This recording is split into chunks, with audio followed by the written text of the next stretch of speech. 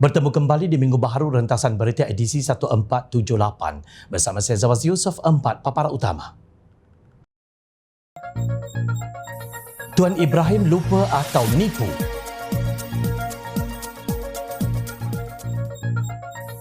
Anwar Triumph, ia bukan sekadar buku. Apa dikata di kota?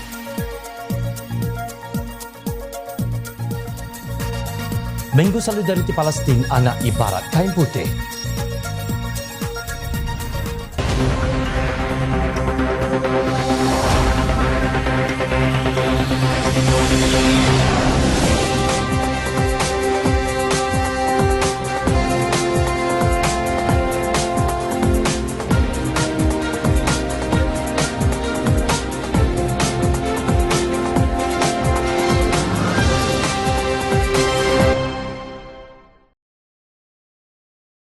Assalamualaikum dan salam sejahtera. Nampaknya PAS buat-buat lupa bahawa ketika mereka berada dalam Kerajaan Perikatan Nasional PN selama 33 bulan sebelum ini hanya memberikan peruntukan kepada ahli parlimen pembangkang secara bersyarat. Hari ini lain betul nadanya kenyataan mereka yang ingin memperlihatkan kononnya mereka dizalimi dan dianiayai di mata rakyat. Beberapa hari lalu Timbalan Presiden PAS Datuk Seri Tuan Ibrahim Tuan Man kononnya dengan melodi pasrah berkata PAS menyerahkan kepada Ketua Pembangkang Datuk Seri Hamzah Zainuddin sama ada akan membuat rundingan sekali lagi berhubung peruntukan kepada wakil rakyat pembangkang atau sebaliknya. Bagaimanapun katanya peruntukan itu sepatutnya diberikan secara terus tanpa menjadikan rundingan sebagai syarat, memandangkan pentadbiran sebelum ini juga tidak berbuat ketetapan sedemikian. Katanya ia kerana peruntukan terbabit bertujuan membantu rakyat di kawasan masing-masing. Menurutnya kerajaan sepatutnya mencontohi negeri yang ditadbir Perikatan Nasional PN yang tidak menetapkan sebarang syarat atau rundingan untuk menyalurkan peruntukan kepada adun pembangkang. Sama ada akan runding lagi atau tidak selepas ini terpulang kepada Ketua Pembangkang. Setakat ini kami berpendapat kerajaan perlu laksanakan sahaja penyaluran peruntukan tersebut. Ianya mesti mematuhi semua prosedur keuangan yang telah ditetapkan. Sehingga kini tiada peruntukan disalurkan kepada pembangkang. Ia adalah hak yang perlu ditunaikan, bahkan dalam piagam madani adil adalah teras utama, katanya kepada media. Terdahulu pada sidang media di Muktamar PAS kali ke-69 Sabtu lalu, Ahli Parlimen Kubang Krian itu berkata wakil pembangkang sebelum ini pernah mengadakan pertemuan dengan pemimpin kerajaan untuk membincangkan isu peruntukan terbabit. Ternyata kenyataan Timbalan Presiden PAS itu merupakan satu penipuan yang besar. Ketua Penerangan Angkatan Muda Keadilan AMK Setiawangsa, Muhammad Azhar Salahuddin berkata, bila meminta Ahli Parlimen Kubang Krian itu untuk berhenti menipu rakyat dan menjadikan isu tersebut sebagai modal politik murahan bagi menimbulkan kebencian terhadap kerajaan perpaduan. Suka untuk saya ingatkan beliau, semasa PN menjadi kerajaan, Ahli Parlimen Pembangkang dari Pakatan Harapan PH hanya mendapat peruntukan setelah menandatangani Memorandum Persefahaman MOU Transformasi dan Kestabilan Politik bersama pihak kerajaan pada 13 September 2021. PH dipimpin oleh Datuk Seri Anwar Ibrahim telah bersetuju untuk menandatangani MOU tersebut demi menjamin kestabilan politik dan memastikan peruntukan dapat disalurkan demi kepentingan rakyat, katanya.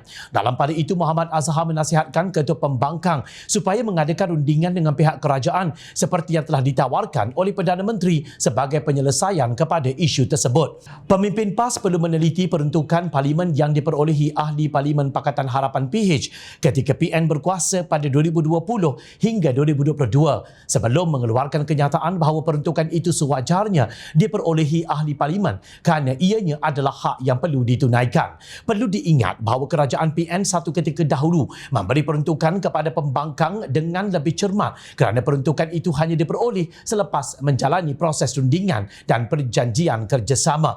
Malah semasa Perikatan Nasional menjadi kerajaan yang dipimpin oleh Datuk Seri Ismail Sabri Yaakob sebagai Perdana Menteri, Ahli Parlimen Pembangkang daripada PH hanya mendapat peruntukan setelah menandatangani MOU. Anwar Ibrahim ketika itu telah bersetuju isu untuk mendandatanganinya demi kestabilan politik dan demi menyalurkan segala kebajikan dan peruntukan demi kepentingan rakyat. Justru itu, pembangkang PN tidak perlulah menipu rakyat dengan kenyataan sedemikian yang dikeluarkan Tuan Ibrahim, dan mereka perlulah melalui proses yang sama sebelum mendapatkan peruntukan, dan hal itu telah ditawarkan berkali-kali oleh Anwar yang juga Menteri Keuangan.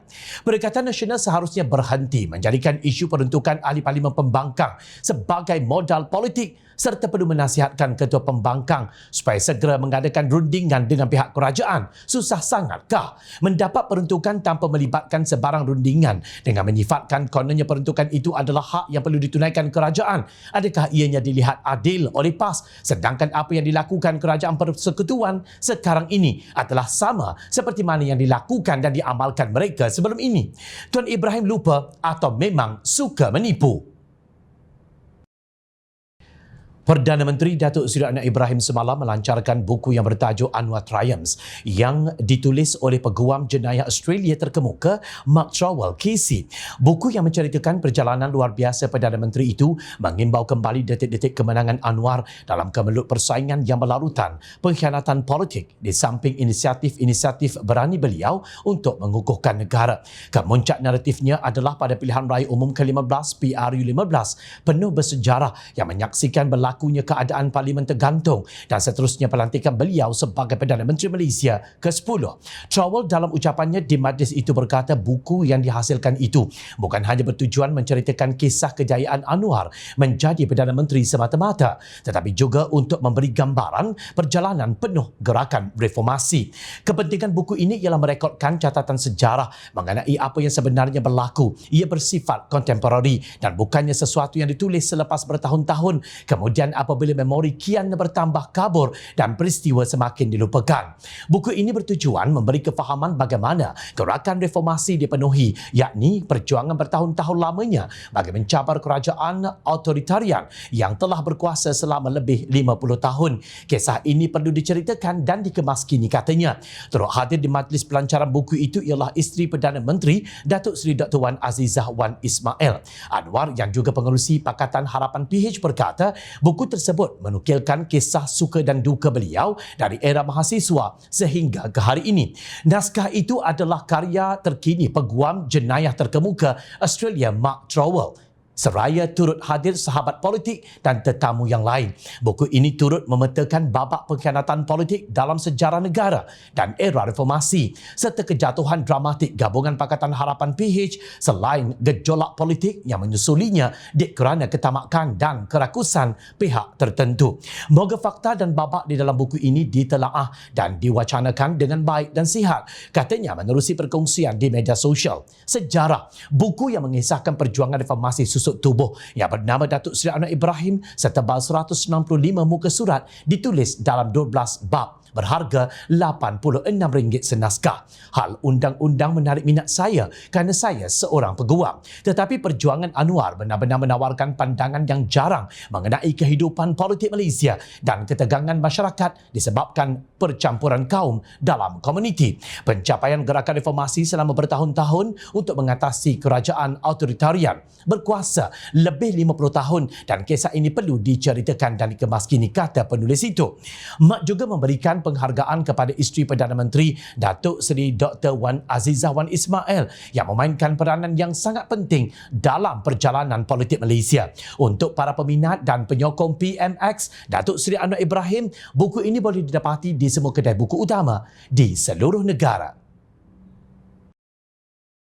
Berbicara tentang subsidi bersasar yang bakal dilaksanakan Kerajaan Perpaduan, pemberian subsidi kepada golongan kaya adalah satu kesilapan dan perlu diperbetulkan. Kerajaan Perpaduan Madani sekarang sedang memperbetulkan kesilapan itu supaya adil terhadap rakyat, terutamanya golongan berpendapatan 40% terendah atau B40. Negara manakah di dunia ini yang memberi subsidi kepada orang kaya berbanding memberi subsidi kepada orang miskin? Tiada, hanya Malaysia. Selaras dengan pendekatan peningkatan penyasaran semula subsidi secara berfasa. Kerajaan bersetuju agar subsidi dan kawalan harga bagi ayam sahaja yang akan ditamatkan sepenuhnya bermula 1 November ini. Menteri Pertanian dan Keterjaminan Makanan Datuk Seri Mohamad Sabu berkata, bagaimanapun subsidi serta kawalan harga bagi telur ayam grade A, B dan C akan diteruskan menggunakan mekanisme sedia ada. Menurutnya, sejak Februari 2022, kerajaan menanggung 3.8 bilion ringgit subsidi telur dan ayam dengan 100 juta ringgit adalah dikhaskan untuk ayam. Mohamad berkata hal ini memandangkan ketika ini rata-rata peniaga menjual ayam jauh lebih rendah daripada harga siling ditetapkan sejak Februari 2022 iaitu RM9.40 sekilogram, selain jaminan pembekal bahawa bekalan sumber protein itu mencukupi buat masa ini dan masa hadapan. Oleh itu, kalau berlaku pengapungan, kita berkeyakinan harganya tidak akan naik mendadak. Ia akan stabil. Kalau naik mendadak, kita akan tanya kenapa. Sebab bekalan mencukupi. Yang selalu naik mendadak bila bekalan tidak cukup. Sekarang pihak pembekal jamin bahawa bekalan cukup. Dan kalau tak cukup, kita siap sedia bawa dari luar dengan segera, katanya dalam sidang media penamatan kawalan harga dan subsidi ayam di Kuala Lumpur. Terdahulu, Mohamad berkata rasional penamatan subsidi secara pukal itu adalah untuk mengurangkan ketirisan subsidi yang turut dinikmati oleh warga asing dan golongan berpendapatan tinggi. Beliau turut meminta orang ramai agar tidak membuat pembelian panik dalam tempoh beberapa hari ini, memandangkan bekalan ayam dijamin mencukupi. Ditanya rasional subsidi dan kawalan harga telur masih diteruskan, Mohamad berkata jika subsidi berkenaan ditamatkan, harga telur dijangka naik lebih kurang 10 sen sebiji. Tapi penternak jamin mereka juga akan mencukupkan telur pada masa akan datang dan kerajaan akan buat pengumuman dari masa ke semasa, katanya. Sementara itu, Ketua Setiausaha Kementerian Perdagangan Dalam Negeri dan Kos Sara Hidup KPDN, Datuk Muhammad Sayuti Bakar berkata kerajaan boleh melaksanakan langkah intervensi di bawah Akta Kawalan Harga dan Anti Pencatutan 2011 AKHAP 2011 bagi memastikan ayam dijual pada harga tidak membebankan rakyat. KPDN akan menguatkuasakan di bawah Akta Kawalan Harga dan Anti Pencatutan dan sekiranya ada perlakuan melanggar di bawah akta berkenaan, tindakan akan diambil, katanya. Bagaimanapun, beliau berkata sekiranya harga sudah tidak terkawal dan terlalu membebankan, kerajaan boleh melaksanakan kawalan harga semula sama ada secara subsidi atau tidak bersubsidi. Itu mungkin langkah akhir. Apa-apa pun kita akan pantau terlebih dahulu mulai 1 November. Tapi kita yakin bahawa tidak akan berlaku kenaikan harga ayam secara mendadak. Mungkin ada tempat tertentu terutama di pasaraya, pengguna boleh mendapatkan harga yang mungkin lebih rendah daripada harga kawalan sebelum ini, katanya. Sebagai langkah intervensi, beliau berkata KPDN juga merancang melaksanakan lebih 3,600 pusingan jualan rahmah di seluruh negara bagi tempoh November hingga Disember ini bagi menjual barang keperluan rakyat pada kadar lebih rendah iaitu 10 hingga 30% daripada harga pasaran. Semoga usaha murni yang dilakukan oleh kerajaan hari ini akan dapat dinikmati oleh golongan sasar tanpa mengira warna kulit, bangsa, agama dan fahaman politik. Yang paling penting, apa dikata, di kota demi rakyat. Anak kecil ibarat kain putih dan terserahlah kepada ibu bapa dan pendidik untuk mewarnai dan mencorakkan mereka. Bak kata pepatah, kaluak paku asam belimbing, anak dipangku, kemenakan dibimbing. Minggu lalu, tular gambar dan video murid dan guru dalam program Solidariti Bersama Palestin memegang senjata mainan telah menyebabkan ada pihak meminta program Kementerian Pendidikan Malaysia KPM itu dikaji semula. Namun tidak kurang juga yang meminta KPM agar tidak tunduk desakan mana-mana pihak untuk membatalkan Minggu Solidariti Palestin yang bermula semalam sehingga Jumaat nanti. Ahli Majlis Kerja Tertinggi MKT UMNO Datuk Dr. Muhammad Fuad Zarkasi berkata Kementerian Pendidikan tidak wajar tunduk kepada desakan berkenaan di saat seluruh dunia mengecam kekejaman rejim Zionis terhadap rakyat Palestin. Kerana nilai setitik, ada pihak dan individu ambil kesempatan desak KPM batalkan Minggu Solidariti Palestin yang bermula hari ini. KPM tidak wajar tunduk kepada desakan itu. Ternyata insiden pelajar sekolah bawa senjata mainan dianjurkan di luar tempoh pelaksanaan Minggu Solidariti Palestin iaitu 29 Oktober hingga 3 November. Di saat seluruh negara dan dunia mengecam kekejaman Israel, maka tidak ada sebab semua peringkat rakyat Malaysia bersolidariti dengan rakyat Palestin yang juga ternafi hak pendidikan berkualiti. Katanya dalam kenyataan dimuat naik dalam akaun Facebooknya semalam. DAP pula dilaporkan menggesa KPM mengambil tindakan tata tertib terhadap penganjur yang mempamerkan unsur kekerasan dan bersenjata di sekolah yang dikatakan terbabit dalam Minggu Solidariti Palestin.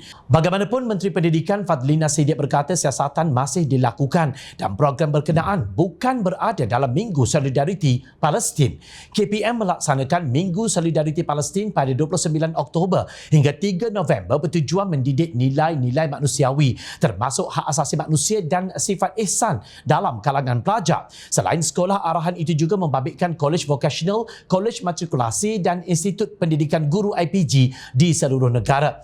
Beberapa wakil rakyat telah menyuarakan bantahan terhadap penganjuran Minggu Kesedaran berkenaan dengan antaranya berkata sekolah perlu kekal menjadi ruang neutral untuk pembelajaran dan pemahaman. Terbaru, Pertubuhan Global Human Rights Federation GHRF mengecam kanak-kanak yang memegang senjata mainan didakwa berkaitan dengan Minggu Solidariti Palestin di sebuah sekolah yang tular. Jaminan KPM untuk memantau program Minggu Solidariti Palestin dipuji Keadilan Sarawak. Menurut pengerusi Majlis Pimpinan Negeri Keadilan Sarawak, Roland Enggan, kawalan dan pemantauan ke atas program tersebut amat penting agar tidak berulang insiden pelajar yang dibenarkan membawa senjata mainan dan terdapat unsur-unsur ekstremisme dalam pengisian Solidariti Palestin.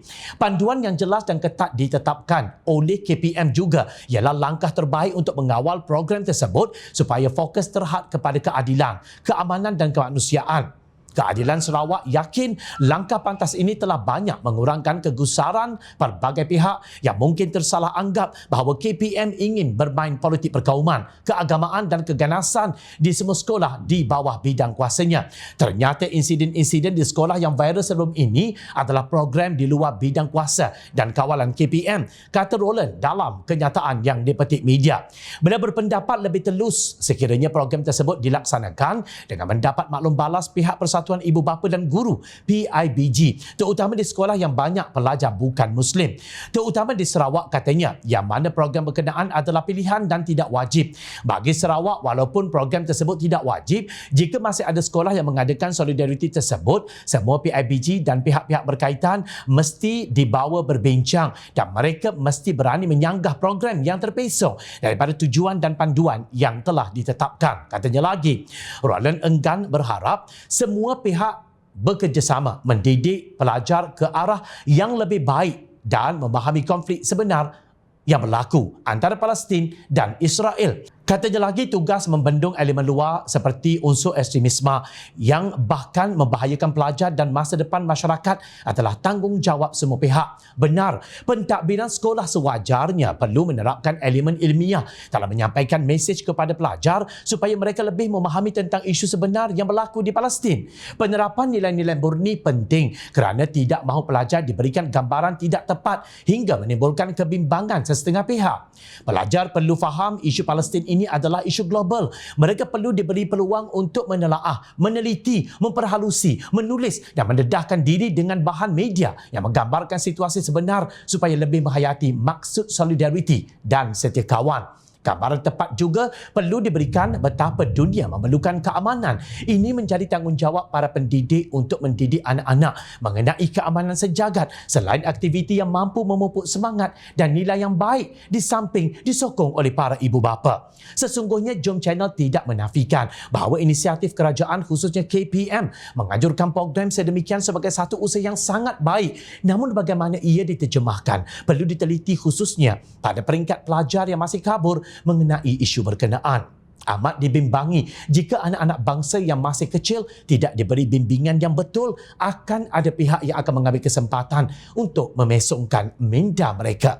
Malaysia bukan negara yang melahirkan ekstremis. Kita amat dikenali sebagai sebuah negara yang sangat santun, negara yang cintakan keamanan. Justru jangan tersilap langkah demi satu tujuan yang baik. Berhati-hatilah sebelum nasi menjadi bubur. Ingat, rakyat sentiasa memerhati.